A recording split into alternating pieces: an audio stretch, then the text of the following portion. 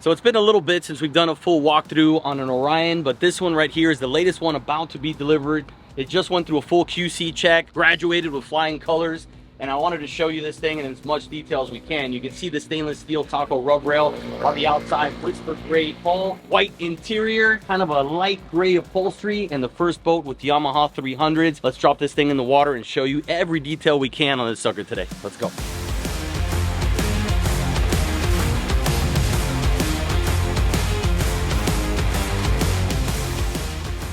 So when we became part of Orion about 3 years ago, the whole idea was to get a nice hull, a nice platform, and simplify it so that maintenance is easy, and this thing is just focused on fishing, and that's where your time is dedicated. You don't have to worry about the nonsense. So we kept everything very simple. We included everything you need and nothing that you don't, is what we say. This console was completely redesigned. It's a 3-piece mold, and what we did was we put the piping over top of the fiberglass, created this little shield here so it blocks a little bit of the glare, and here you can fit dual 16s like you see on this one, which is probably the nicest package. Ours, the demo boat, has a single 24, and then you put the switch panel on either side. But as you can see, everything is easy to see, easy to get to, simple dash, and all your instruments are nicely placed. Every owner gets to decide where they want their stuff. We always make our recommendations, but this design allowed us to give a lot of fiberglass real estate to be able to accommodate an extensive electronics package. This one has a dome radar on top. You can go open array, got outriggers, and wait till we show you the stuff in the Bilge. But this is one of the 2 options that we have in the seating arrangement. This is a simplified version, but as you can see, very high quality. Miami Prestige Interiors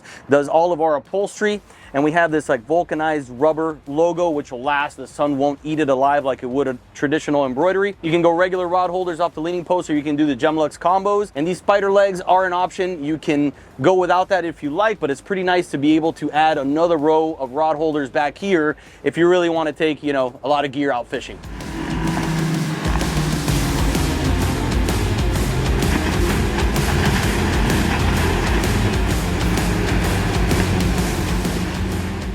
We're pretty excited because this is the first Yamaha 300 boat. We have not done that yet, so very curious to see how they perform. Obviously, Yamaha are great engines, so we're going to run the boat a little bit now and get some performance numbers. But starting from the transom, we have those 300s. We have the 55-gallon transom live well. We have a sea chest that's going to pump your water into this thing with 2 pumps, and this is the Hooker Electric Dixie Hooker pump system. The pumps are not inside the chest, which is not customary, but the nice thing is that these are cartridge. So if you do have one fail on you, you can pop that, cut the wiring, reattach it without having to take the whole box apart.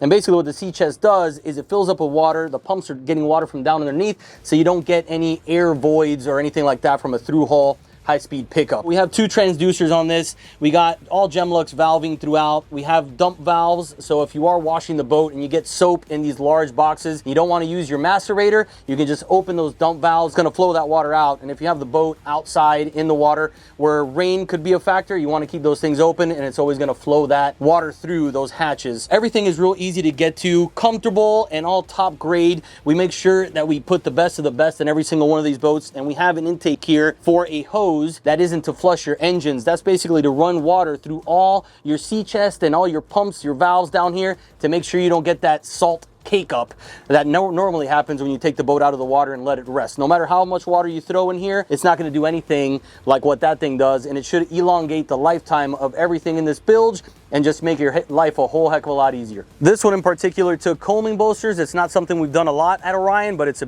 beautiful add-on. Makes it comfortable if you're going to do any sort of fishing. And I want to show you kind of that freeboard where your knees end up. You know, you don't have super high gunnels, but it's all purpose built. It's built for that type of fishing, easy to gaff a fish over the side, and you got plenty here to be able to put your knees on the side to be able to fish. Moving forward, we have a full tackle station in the leaning post, so you can put your Plano boxes, you know, your pliers, knives, fluorocarbon, anything you need up in there. You can do rod holders. Direct rod holders here are the Gemlux combos, which is a cup holder / rod holder. We have Gemlux hardware throughout this boat. Again, the best of the best. Here's another angle of the spider legs and the secondary rocket launcher. This is where we like to put our rods when we're running long distances. Keep it at the center of the boat, and these are basically the ones you're going to want to use. Then when you're ready to deploy some rods, you can put them on your cap and gunnel and get to fishing. On top of that, we have a retractable Yeti cooler slide here. So We don't have the cooler there yet, but you can see how simple and easy that system is. And again, this boat is just now finishing its QC check, so it's a little bit dirty, don't mind that, but we'll polish this thing up and make it showroom ready for the owner. I want to show you this fish box here too, because one thing we've tried doing is adding some huge fish boxes. So these things are like 8 feet long. You can put a 100-pound wahoo in here. They're macerated, insulated, they'll hold ice all day long, and they're larger than pretty much anything you're going to see out in the industry today. We have decking underneath as well, which doubles as a gasket, and extra installation from the top to keep this thing nice and cool. And then it's all gas shock, so it's very easy to open and close. So we went through the entire console. I want to show you the hardtop. It's very low profile, slim, but it has a track system throughout to be able to run all of our rigging for the radar up there. We got our Gemlux outriggers, then we got a storage box here, which we usually put our VHF in. Then we have an isinglass that we enclose this thing, keep it nice and simple. And then another reason why we did this piping design, this is an 8.4 beam. We hold 220 gallons of fuel and usually do over 2 miles per gallon at a 40-mile-an-hour cruise. So you're going to get a lot of range on this boat. But even though you do have that 8.4 beam, it's not super wide. Look at the amount of room you have to walk through both sides of this boat. The fact that it's a little narrower and it has this hole is why it's so efficient, and it slices through waves the way it does. But we didn't take away anything from the interior comfort and the space that you have to do your fishing. So here we have the brains of the organization, as we call it. As you can see, all the rigging is spread out nicely, comfortably. We take a lot of pride in this work, and the guys that work with us do an amazing job. So we have a NOCO battery charger there, so you can top off your batteries every time you get back to the dock or to the marina. Everything is labeled, so troubleshooting is a piece of cake, and that's the whole purpose here. We have a 220-gallon tank underneath this, so it's basically set up as storage, access to your rigging. And again, the purpose of this boat is to be a no-nonsense fishing machine. So we got everything we need here. We got to crimp those last little tie wraps and we'll be good to go. That's the final purpose of the final process of the QC check. But now, before we hit the bow, I want to go ahead and take a spin, show you what this bad boy is capable of, and run some performance numbers.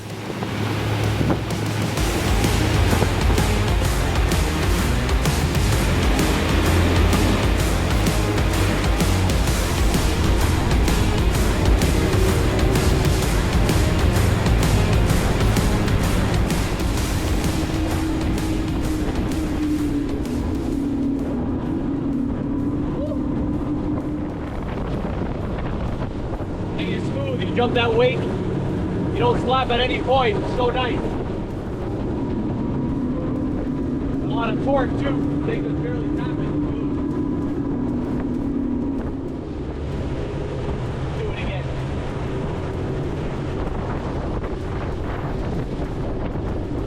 Now do not try this at home. I'm a trained professional.